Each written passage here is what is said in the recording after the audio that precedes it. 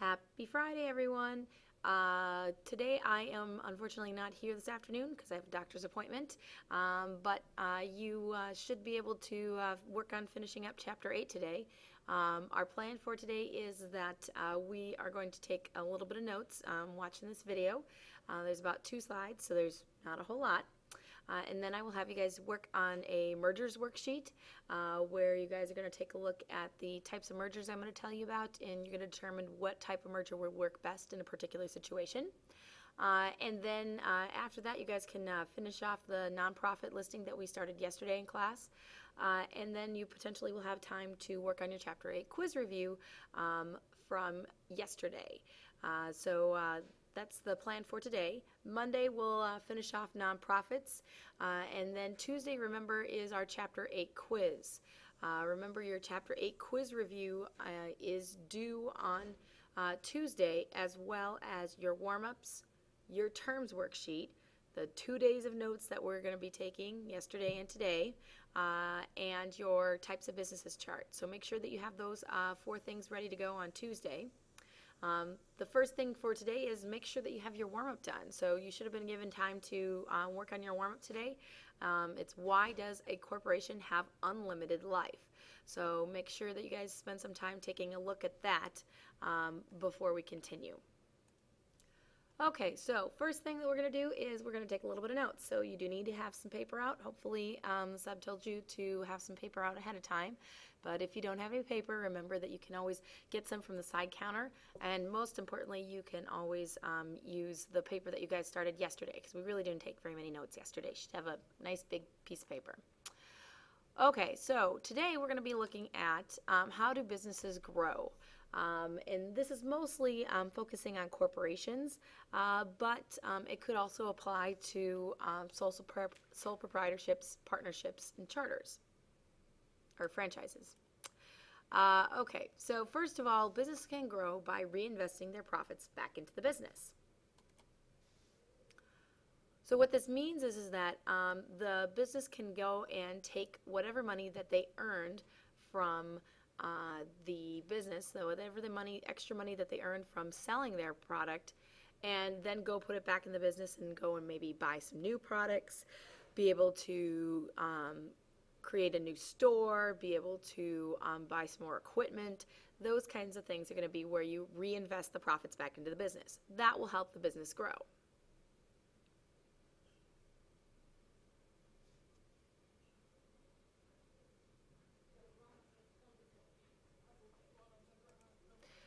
You can also have a business merge with other companies. When they merge with another company, they are going to have one or more businesses that are going to come together and to formulate one company, a single company. Now, depending upon what kinds of companies are actually merging, you may have 2 different types of mergers.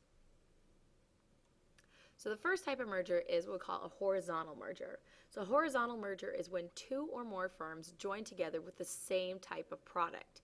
So these are kind of like competitors that are getting together, and they're eliminating the competition. They're going to come together to be able to formulate a stronger company. So if you want to look at examples of horizontal mergers, let's talk about a really simple example. So to start with, let's say that we have 2 lemonade companies. They both make lemonade. If those 2 companies merge, okay, that will be a horizontal merger, because they are going to be a much stronger company that is going to try and eliminate any other lemonade companies that are out there.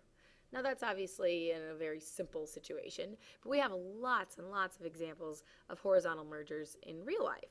Matter of fact, just last year they shot down this particular merger and it fell apart. But when AT&T was talking about buying T-Mobile, that would have been a horizontal merger, because both of them obviously provide cell phone service. And if AT&T and T-Mobile had actually merged together, they didn't. But if they had, that would have been a horizontal merger, because they're producing the same product. They're producing the same type of thing. So you can kind of think as a horizontal merger as being on the same level, the same types of products. Now, the other type of merger is what we call a vertical merger. And a vertical merger is when you have two or more firms involved in the steps of production. So this is going to be where you look at the resources used to make a product merging together.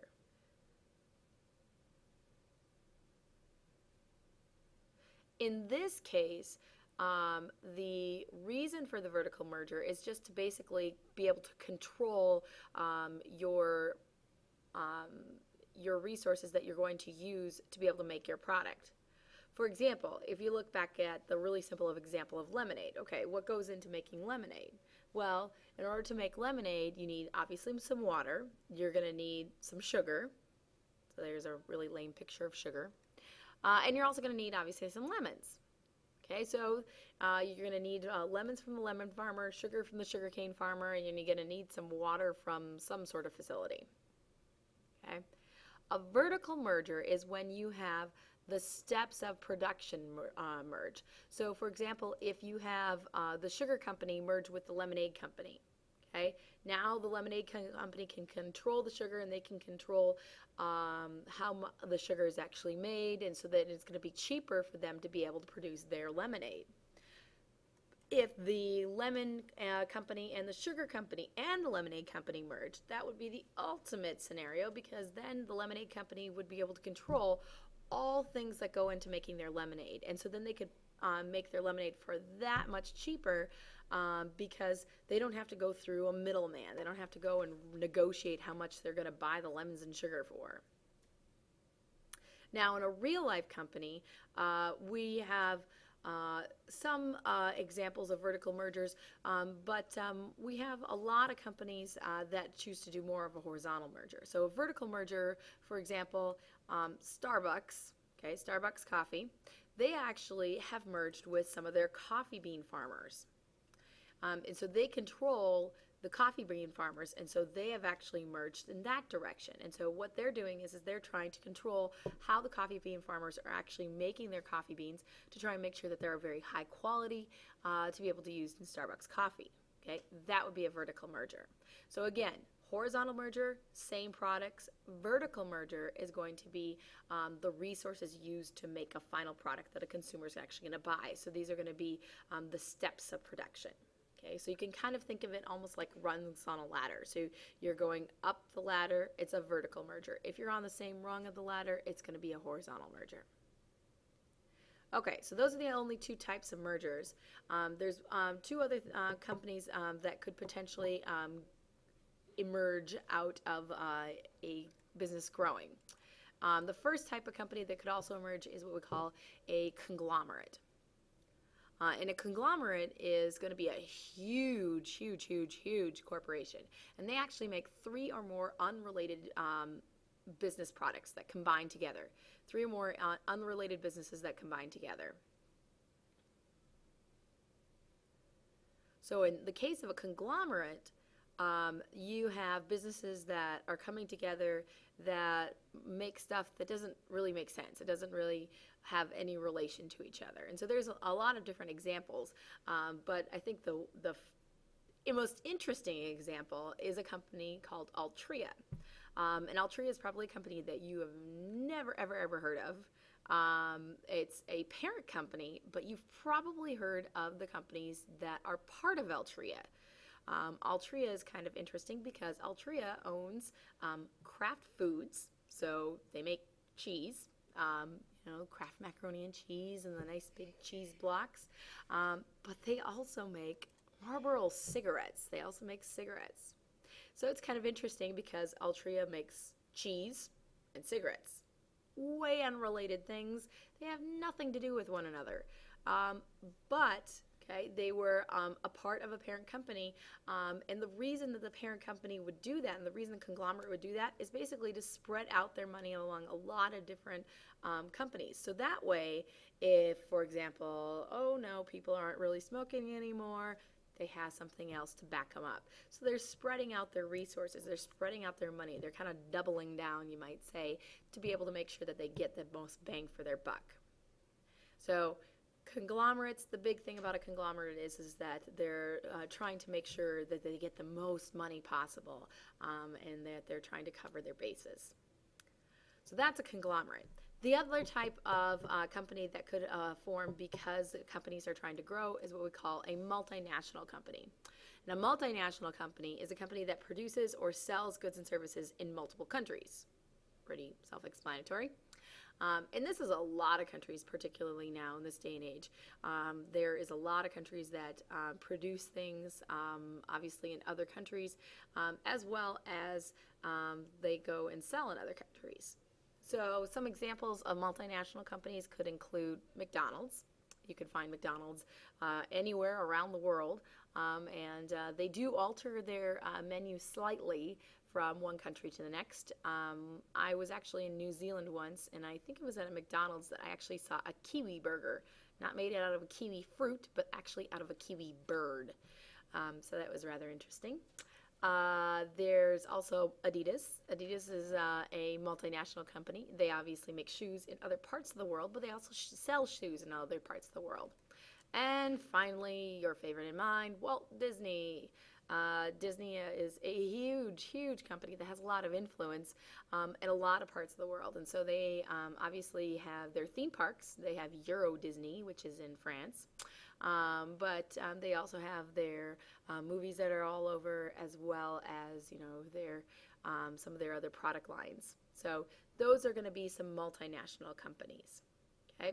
So in conclusion, companies can grow, corporations can grow by reinvesting their profit back into the business, so taking the money that they make and putting it back into the business. They could merge with a competitor to form a horizontal merger. They could merge with a resource provider to create a vertical merger. Or they could try and buy out companies that are totally unrelated and can form a conglomerate. Or they can just simply expand into other countries and form a multinational company. All right, so this is the end of notes. That's all I wanted you guys to do for notes.